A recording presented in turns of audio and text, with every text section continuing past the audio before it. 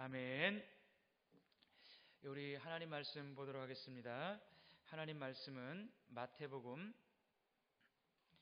11장 12절 말씀, 우리 한 절만 보도록 하겠습니다. 마태복음 11장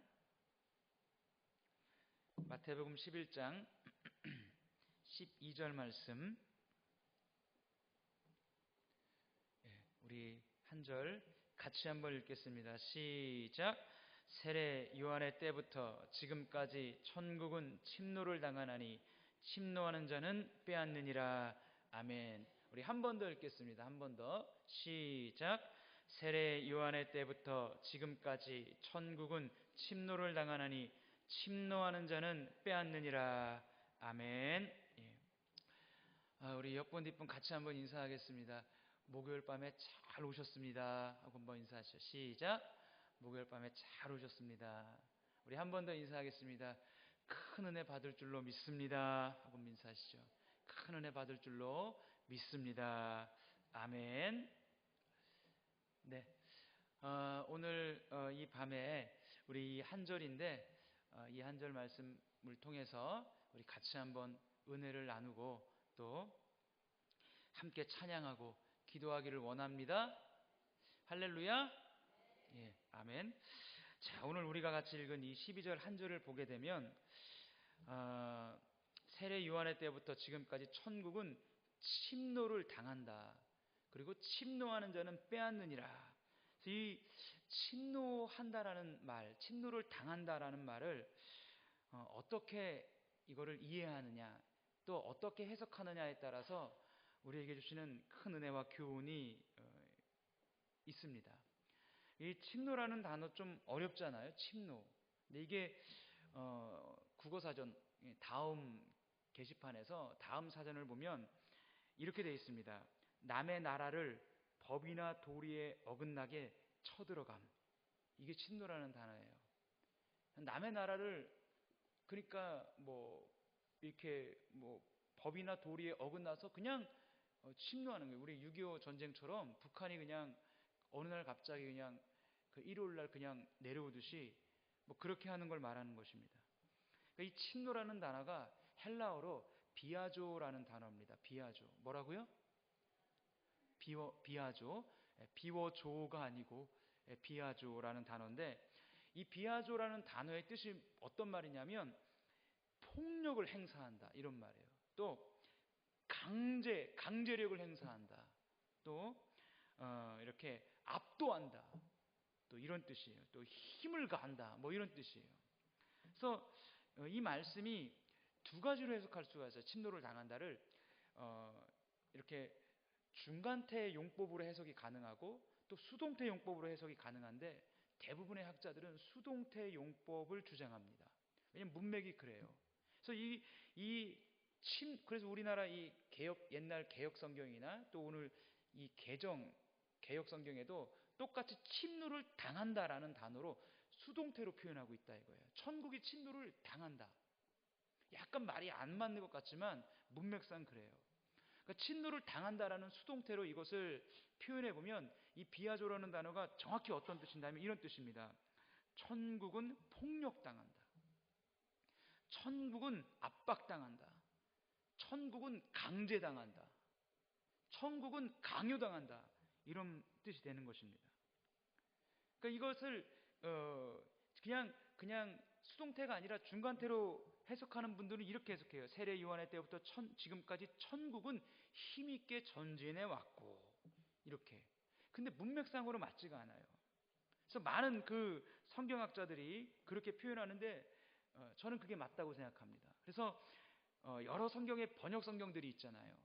바른 성경에 이렇게 표현하고 있습니다. 세례자 요한의 날들로부터 지금까지 하늘나라가 침입을 당하고 있으니 침입하는 자들은 그 나라를 탈취한다, 이렇게 말해요. 그리고 현대인의 성경에서도 이렇게 번역합니다. 세례 요한의 때부터 지금까지 하늘나라는 침략을 당하고 있다. 그리고 침략하는 사람이 그 나라를 빼앗는다.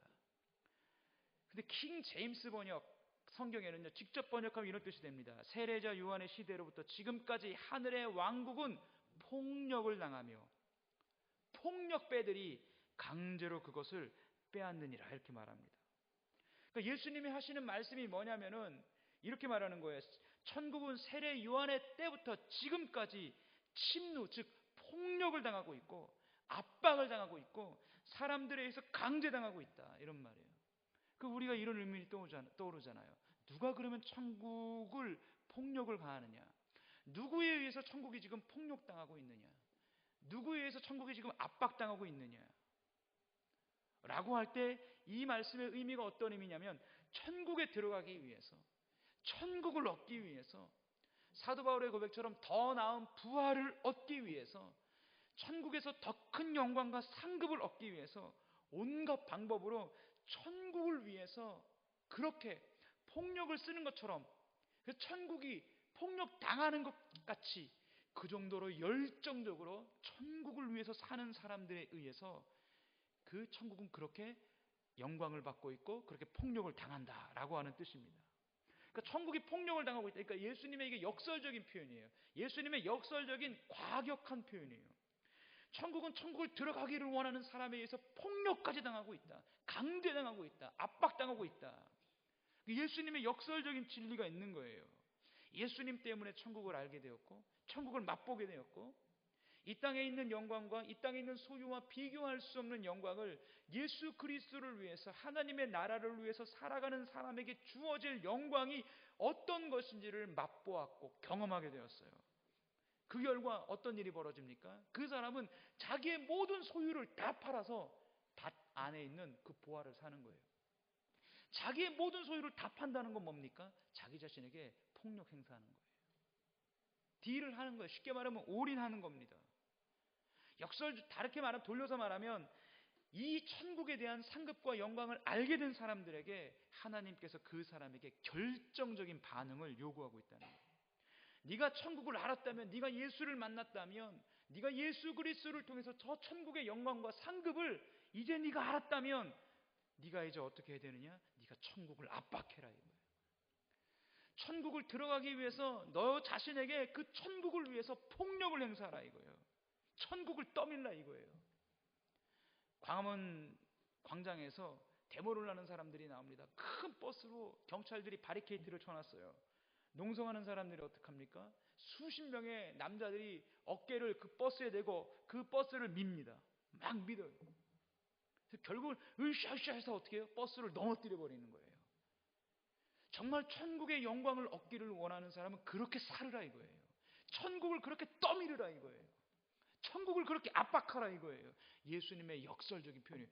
여러분, 사람이 어떻게 천국을 떠밀고, 사람이 어떻게 천국을 압박하고, 사람이 어떻게 천국에 폭력을 행사합니까?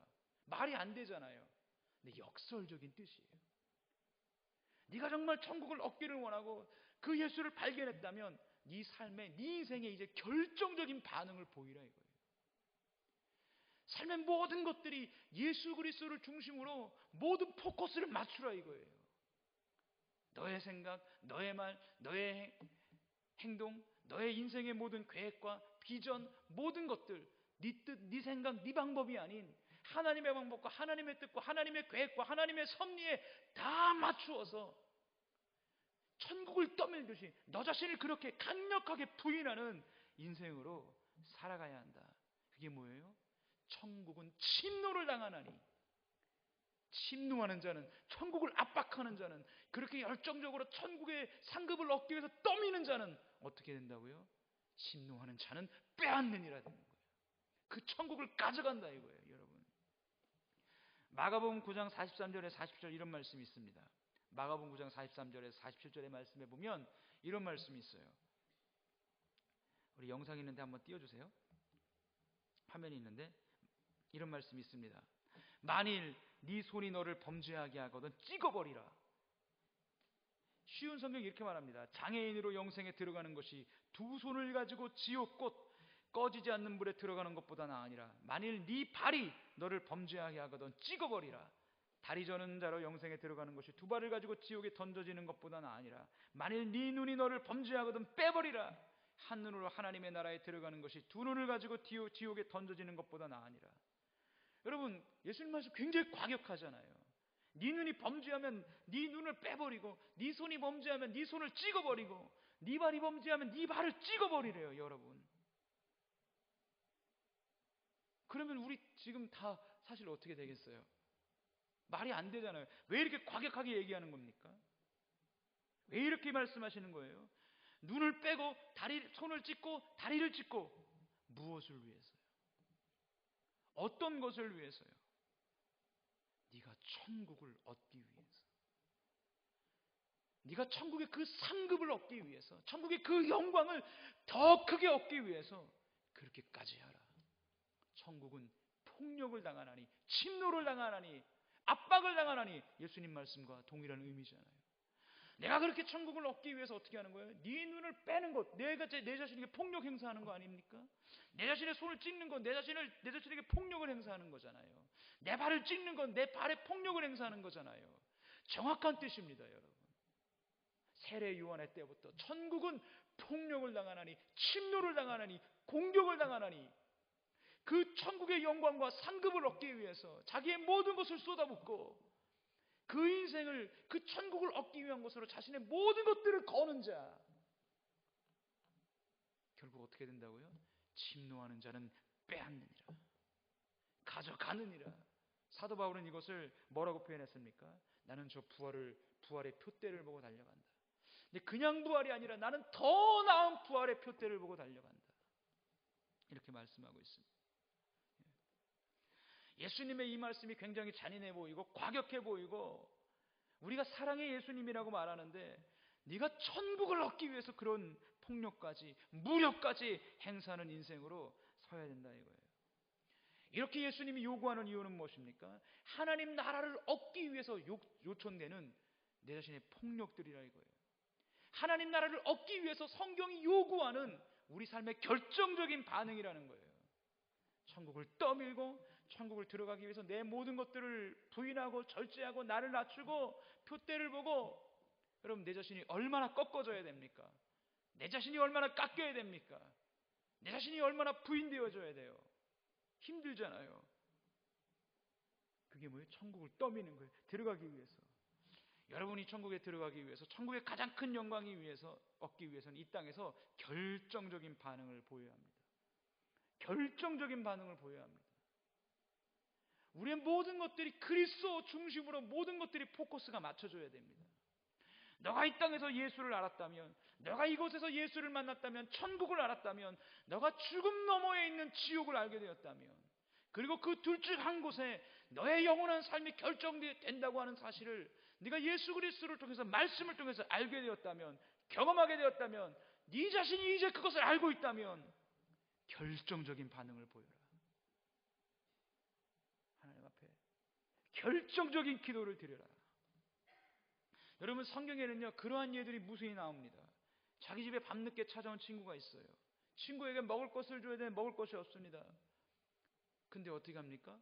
예수님의 그 예와 비유에서 뭐라 그래요? 그 친구가 일어나서 옆집에 갑니다. 문을 두드려요. 내 친구가 왔는데 먹을 것이 없어. 이웃집에 가서 먹을 것 좀 빌려주시오. 안에서 뭐라 그래요? 나도 누웠고 애들도 누웠고 이게 웬 무리한 짓이오. 우리 집에 먹을 것이 있어도 이 밤에 이 늦게 와가지고 먹을 것을 달라고 하는 이 무례한 행동이 무엇이오? 예수님의 결론이 뭐예요? 그 친구됨을, 이웃됨을 인해서는 주지 않는다 할지라도 그 강청함을 인해서, 그 계속해서 그 무례한 요구로 인해서 이웃집에서 계속해서 나를 무시하고 멸시하고 모욕감을 느끼는데도 결국은 준다 이거예요. 왜? 그 친구를 위해서 강청하기 때문에, 끝까지 두드리고 그 먹을 것을 달라는 요구 때문에 그 소용한 대로 주리라, 그렇게 말씀하는 거예요.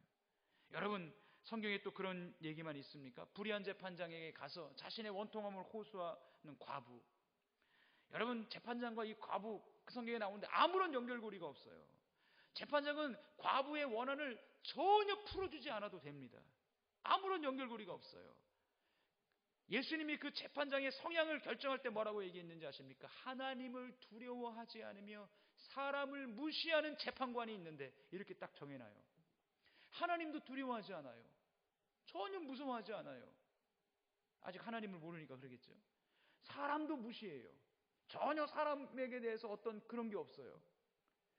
그런 재판장에게 과부가 자기의 원통함을 풀어달라고 기도하면, 소원을 빌면 재판장이 들어줍니까? 여러분 같으면 들어주시겠어요? 하나님도 안 두려워하고 사람도 무시하는데, 사람도 무시하는데 자기에게 그 소원을, 원통함을 풀어달라고 하는 여자가 과부예요. 과부가 그 당시에 무슨 힘이 있습니까? 멸시해도, 짓밟아도, 무시해도, 끌어내도 아무도 그 과부를 돕거나 그 과부와 함께할 사람이 없어요. 그러니까 전혀 맞지가 않는 거예요. 그래서 이 재판장은 이 과부를 평생 동안 무시해도 아무런 상관이 없어요. 자기가 어떤 피해가 없어요. 근데 성경은 뭐라고 합니까? 그 재판장이 과부의 원통함을 나중에 풀어주고야 말았다는 겁니다.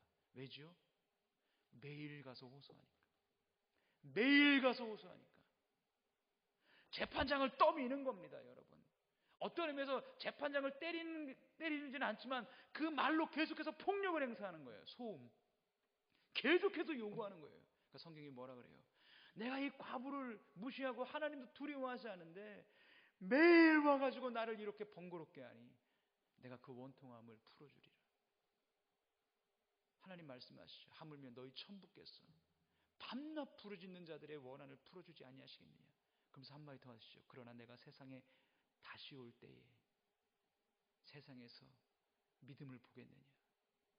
우리 성경에는 믿음을 보겠느냐 이렇게 말하고 있지만 헬라어 원문엔 뭐라고 되어 있는지 아세요? 내가 세상에 다시 올 때 그 믿음을 보겠느냐. 그 자가 들어있어요. 그 믿음을 보겠느냐. 우리 성경에는 내가 세상에 다시 올 때 세상에서 믿음을 보겠느냐 라고 얘기하고 있지만 헬라어 원문은 내가 세상에 다시 올 때 그 믿음을 보겠느냐. 그 믿음이 어떤 믿음이죠? 과부 같은, 끊임없이 요청하는, 끊임없이 매달리는, 포기하지 않는 그 믿음을 내가 세상에 다시 올 때 보겠느냐. 그 안에 무슨 뜻이 있습니까? 주님이 오실 때가 가까이 오면 올수록 그런 믿음을 찾아보기 힘들다는 거예요. 그런 믿음을 만나보기 힘들다는 거예요, 여러분. 여러분이 밤에, 여러분이 다 아이를 키워보셨죠? 아이가 밤에 웁니다. 처음에는 얼르고 달랩니다. 애가 울어요. 기저귀도 갈아주고 모유도 주고, 그런데도 계속해서 울어요. 그럼 정말 미칠 것 같죠. 남편을 깨웁니다. 남편은 돕지도 않고 엉뚱한 소리하고 잡니다.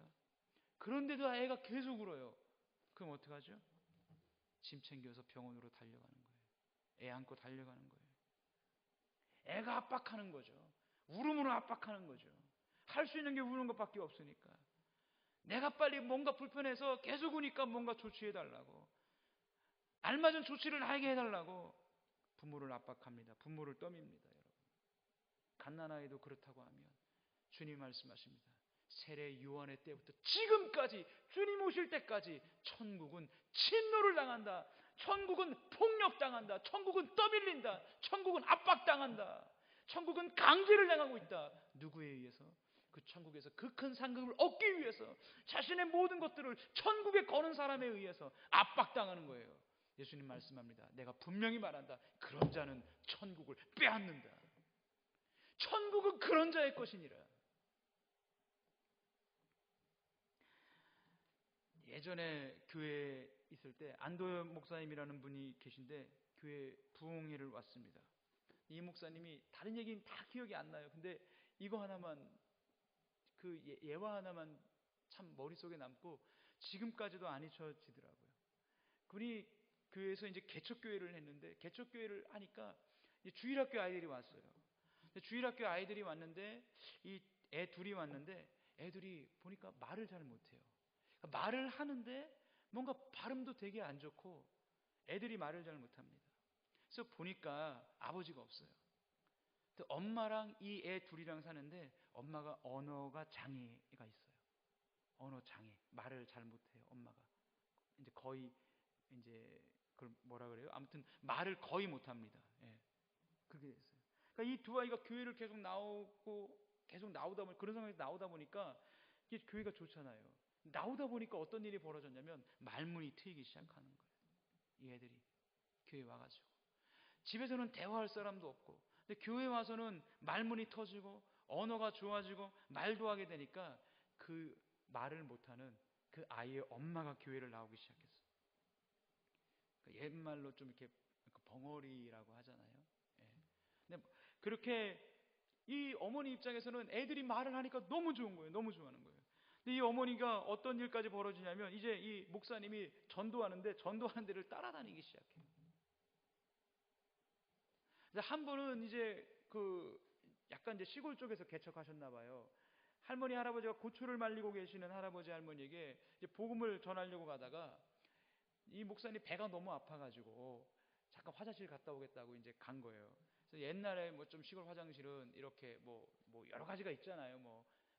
그래서 재래식인데 이렇게 문도 나무로 만들어서 앉아가지고 목사님은 일을 보시는데 문틈으로 이렇게 보니까 자기랑 같이 온 그 두 아이의 어머니, 말을 잘 못하시는 자기 교회 이제 그분이 이 할머니 할아버지에게 막 손짓 발짓을 하면서 막 얘기를 하는 거예요. 막 좀 제가 이런 표현을 해서 여러분들이 좀 용서하시고 들으십시오. 어버버 하면서 막 말도 안 되는 걸 막 하는 거예요. 그러니까 할머니 할아버지가 뭐라고 너 지금 뭐라고 하는 거야? 니네 애들 교회 다닌다고? 알았어. 그래도 말을 계속하는 거예요. 막. 뭐라고 어버버 하면서 막 아이 뭐라고 하는 거야? 알았다니까. 아유 알아듣지도 못하는 말 왜 계속해? 아이고 그만해. 하고 거기 계신 할머니가 얘기한 거예요. 아 그만하라고. 그만 알아듣지도 못하는데 그 왜 자꾸 그렇게 무슨 말이야 못 알아듣겠잖아. 그렇게 얘기한 거예요. 근데 화장실에서 일을 보시는 목사님이 눈틈으로 보니까 그 여성도가 어떻게 했는지 아세요? 손으로 자기 입을 뜯기 시작해요. 손으로 자기 입을 쥐어 뜯습니다. 입을 쥐어 뜯어요. 입에서 피가 흐릅니다. 입술이 뜯어지고 입에서 피가. 그 목사님이 그 화장실 변소에서 앉아가지고 그 모습을 보면서 펑펑 울었어요. 그러면서 그분이 저희를 보고 이렇게 말했습니다. 여러분, 벙어리도 전도하는데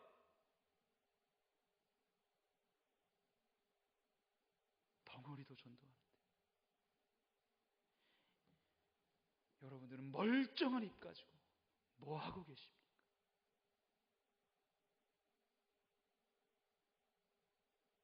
제가 그런 게 아니고요. 그 목사님이 그렇게 하셨다고요. 저도 앉아 있는데 말을 못 하겠더라고요. 벙어리도 전도하는데 여러분들은 뭐 하십니까? 벙어리도 전도하고 싶어서 자기 입을 뜯으면서 복음 전하려고 하는데 여러분들은 말할 수 있는 그 멀쩡한 입 가지고 얼마나 복음 전하셨나요? 그렇게 얘기하시는 거예요. 가끔씩 여러분 TV 방송에서 그런 방송을 합니다. 아이가 어렸을 때 잃어버렸습니다. 어렸을 때 잃어버렸어요. 저도 한번 전에 목사님 심부름으로 동대문을 갔는데 사람들 왕래하는 거리에 프랭카드 붙였어요. 이 아이를 찾습니다. 가만히 보니까 잃어버린 지 20년도 넘었어요. 근데 프랭카드 붙여놨어요. 자기의 직장, 사업, 직업 다 내려놓고 아이를 찾아 나섭니다. 20년이 지났어요. 그런데도 아이를 못 찾았는데 그날 또 찾으러 나가요. 주변 사람들이 말리죠. 이제 그만 됐다고. 이제 충분하다고. 이렇게 전단지 만들어서 가져가 봤자 20년이 지난 당신 딸 얼굴 못 알아본다고. 얼마나 바뀌었는지 못 알아봐. 나가봤자 찾을 확률 없다고. 여러분, 내가 만약에 자식을 잃어버렸는데 누군가 나에게 그런 얘기를 하면 그래, 나가봤자 20년이나 지나서 바뀐 얼굴 만나도 못 알아볼 거야. 에이, 나가지 말자. 그렇게 합니까? 그런 부모 있나요? 그래요. 찾을 확률 없지요. 확률적으로 따져보면 찾을 확률이 1%도 안 되잖아요. 20년 동안 못 찾아요. 찾을 확률이 1% 되겠어요? 0.1%도 안 될걸요? 찾을 확률도 이렇게 5% 미만인데 확률적으로 보면 가능성이 없으니까 에휴, 오늘부터 당신 말 듣고 안 나갈게요. 이런 부모 보신 적 있나요? 그렇게 말하면 뭐라 그래요? 부모가 무슨 소리냐고. 내 자식 어딘가에 살아있다고. 전단지로 또 나가요. 왜 그렇게 합니까? 단 0.1%의 확률만 있어도 그 자식 찾으러 나간다는 거예요. 그 자식 나가서 오늘도 찾아 헤맨다는 거예요. 20년 동안 잃어버린 그 아이를 나가서 찾아봤자 찾을 확률 1%도 안 됩니다. 그런데 나가는 거예요. 부모는 0.1%의 그 자식 죽은 거 확인하지 않는 동안에는 0.1%의 확률만 있어도 나갑니다. 0.1%의 확률도 안 되는데 왜 나가죠? 왜 찾으러 나갑니까? 부모니까 나가는 거예요. 부모니까 나가는 거예요. 그게 아비의 마음이고 그게 어미의 마음입니다. 우리가 만일 이 부모의 마음이라면 여러분 찾으러 안 나가겠습니까? 찾으러 나가죠. 매일매일 찾아 헤매겠죠. 울면서 헤매겠죠. 내 자식 봤냐고. 동일한 거예요, 여러분. 하나님 마음 어떻겠습니까? 우리가 하나님의 마음을 가지고 있으면 어떻게 해야 할까요? 하나님의 마음이 있다면 5명, 10명 오늘 나가서 확률 없어요, 여러분. 여러분, 요즘 누가 전단지 받고 교회 옵니까? 확률 없어요. 확률 떨어집니다. 그럼 안 나갈 건가요? 안 할 건가요? 아니죠. 부모의 마음이라면, 아비의 마음이라면, 어미의 마음이라면 0.1%의 확률만 있어도 나가는 거예요. 할렐루야. 그게 우리의 모습이 되어야 하는 겁니다. 교회에서 여러분 콘서트 한다 그래요? 그죠? 다다음 주에 하죠? 아유, 오라 그랬는데 안 온대. 끝입니까? 아니죠. 우리 교회에서 그거 왜 합니까? 어떤 분은 그러신 분도 계시대요. 아유, 무슨 교회에서 뭐 무슨 노래 부르는 콘서트를 해? 여러분, 그거 왜 하는 건지 모르세요? 그거 왜 합니까? 여러분, 전도하기 위해서 하는 거예요. 어쨌든 그 영혼 한 번이라도 위례성복교에 와서 오게 하고 우리 교회가 낯설지 않게 하고 다음에 왔을 때 또 이무롭게 교회 올 수 있도록 만들게 하기 위해서, 그래서 언젠가 그 영혼의 복음 전하기 위해서, 그 장벽 무너뜨리기 위해서 우리가 이 일하는 거예요. 여러분, 그 일도 모르고 교회에서 콘서트 왜 하냐고 이런 분도 계시더라고요. 여러분,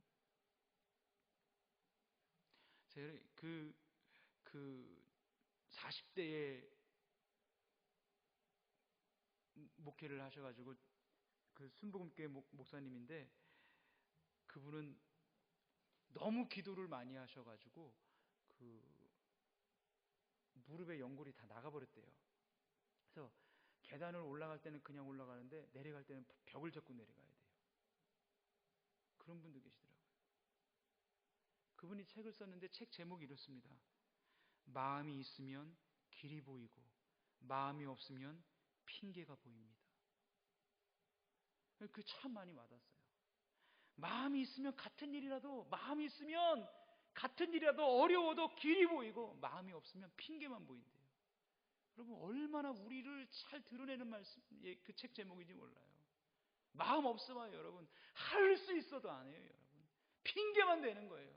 마음 없으면. 그러나 마음이 있으면 여러분, 마음을 모으고 내 마음을 모아서 집중하고 하면 어려워도 그 속에 뛰어들고 가면 하나님이 길을 열어주실 줄로 믿습니다. 여러분, 요한계시록 2장 10절 말씀에 보면 예수님 서머나교회에 편지하십니다. 그리고 서머나교회에 이렇게 말합니다. 너는 장차 받을 고난을 두려워하지 말라. 볼지어다 마귀가 장차 너희 가운데서 몇 사람을 오게 던져 시험을 받게 하리니 너희가 10일 동안 환난을 받으리라. 네가 죽도록 충성하라. 그러면 내가 생명의 관을 너에게 주리라. 이렇게 말합니다. 네가 죽도록 충성해라. 생명의 관을 주리라. 그런데 여러분, 서머나교회 이 2장 10절에 하신 말씀 이전에 2장 9절에 뭐라고 말씀하고 있는지 아세요? 지금 그 서머나교회 상황이 어떤지 아세요? 이렇게 말합니다. 내가 네 환난과 궁핍을 알거니와. 이렇게 말합니다. 내가 네 환난과 궁핍을 알거니와. 실상은 네가 부유한 자니라. 영적으로 부유한 거죠. 그러나 육적으로 보면 지금 서머나교회 환난 당하고 있습니다. 여러분, 얼마나 가난하면 예수님도 얘기한 거예요. 내가 네 궁핍을 안다. 궁핍이 뭐죠? 쉽게 말하면 돈 없는 거예요. 먹을 거 없어서 손가락 빠는 거예요. 먹을 거 없어서 가난하고 궁핍해서 손가락 빨고 있는데 환난까지 당해요. 그런데 주님 말씀하시는 거예요. 죽도록 충성해. 그런데 주님 말씀하시는 거예요. 죽도록 충성해라. 왜죠? 네가 그런 상황이나 할지라도 천국을 위해서 네가 그렇게 희생하는 게 결코 헛되지 않다는 거예요. 사도 바울이 그러니까 뭐라고 얘기했습니까? 사도 바울이 우리가 이 땅에서 고난당합니다. 정말 믿음으로 살면 많은 고난과 어려움과 환난을 당해요. 그러나 이렇게 말했어요. 나중에 천국에서 받을 영광과 우리가 지금 당한을 비교해보면 이 땅에서의 고난은 아무것도 아니라는 거예요. 사도 바울이 선수에 그렇게 얘기했어요. 그 영광이 너무나 크기 때문에, 그 상급이 너무나 크기 때문에, 그러기 때문에 주님이 말씀하시는 거예요. 천국을 침노해라. 천국을 위해서 너 자신에게 폭력을 행사해라. 네 자신을 압박하고 죽도록 충성해라. 여러분 생각해 보세요. 너 열심히 충성해, 최선을 다해 충성해. 여기까지는 이해가 돼요. 근데 뭐라 그래요? 죽도록 충성하래요. 다른 말로 하면 무슨 말인지 알아요? 충성하다 죽어 이 말이에요. 사업하다 사업이 망했습니다. 그렇게 말하는 거예요. 망해서 11조 더해. 이거는 더 하면 안 됩니다. 이거는 할 수가 없습니다. 그렇게 해요. 당장 먹고 살기도 힘들어요. 근데 거기다 예수 이렇게 말하는 거예요. 그래? 그렇게 11조 하다가 망해!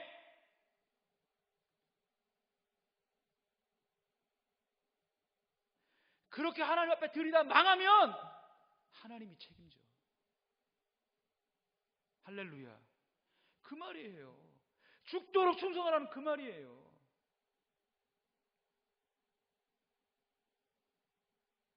이 말은 제가 할 말이 아니기 때문에 안 하겠습니다.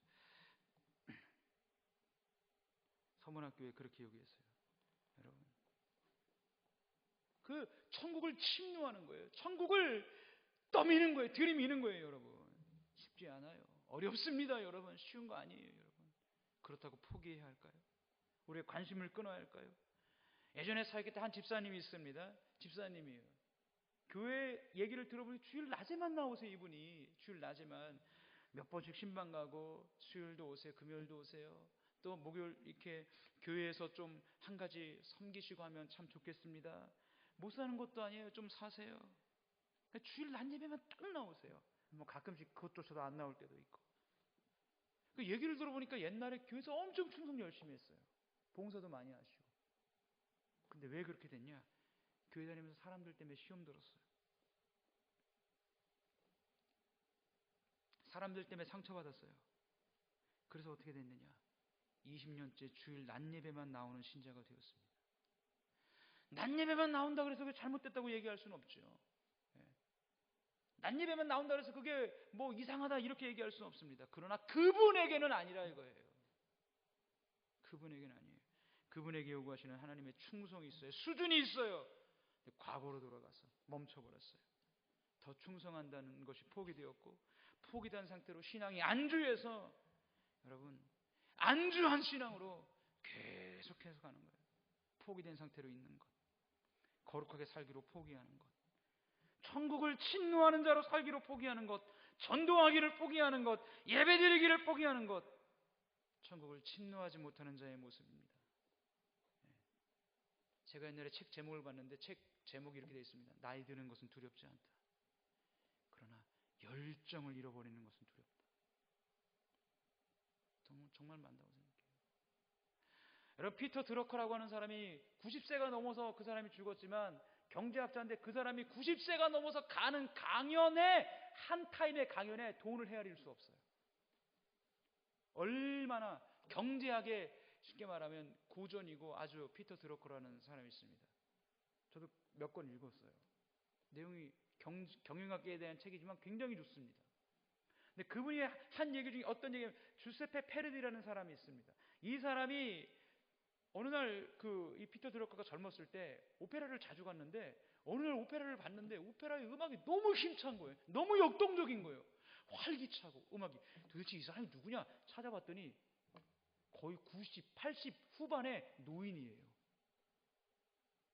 그 사람이 그런 힘찬 역동적인 음악을 만든 거예요. 물어봤어요. 가가지고 이제 만나가지고 왜 그렇게 하냐? 난 나이 드는 것은 두렵지 않다. 삶의 열정을 잃어버리는 건 두렵다. 그래서 그 얘기를 합니다. 어떤 조각가가 있는데 유럽에는 이런 집이 많잖아. 이렇게 돼가지고 막 기둥처럼 해가지고 옛날 고전 양식처럼 하잖아요. 그 지붕 바로 밑에 동상을 하나 세웠어요. 동상을, 멋진 동상 깎아 만든. 근데 보니까 그 동상 뒷면엔 아무도 안 봐요. 뒷면엔 아무도 보지 않습니다. 근데 뒷면에까지 섬세하게 조각을 다 해놓은 거예요. 그래서 그 조각가한테 물어봤대요. 아니 뒷면은 아무도 안 보는데 거길 뭘 그렇게 섬세하게 조각을 했냐고. 근데 그 조각가가 뭘 했는지 아세요? 아무도 안 보긴 신이 보고 있는데, 아무도 안 보긴 하나님이 보고 계신데, 그렇게 얘기했다고 하는 것입니다. 여러분, 오늘 이 밤의 이 말씀, 세례 요한의 때부터 지금까지 천국은 침노를 당하나니 침노하는 자는 빼앗느니라. 이 말씀이 여러분들에게 응하시기를 주의 이름으로 축원드립니다. 할렐루야.